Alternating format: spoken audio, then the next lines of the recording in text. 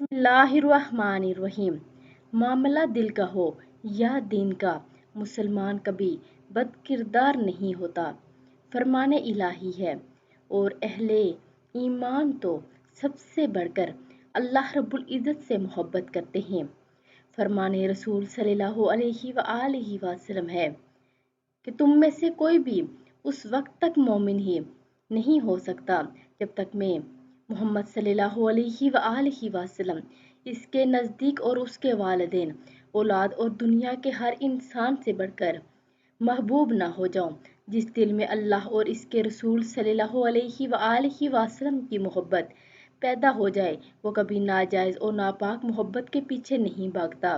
جو دل اللہ اور اس کے رسول صلی اللہ علیہ وآلہ وسلم کی محبت سے سرشار ہو، وہ کبھی اللہ اور اس کے رسول کے احکامات سے بغاوت نہیں کرتا۔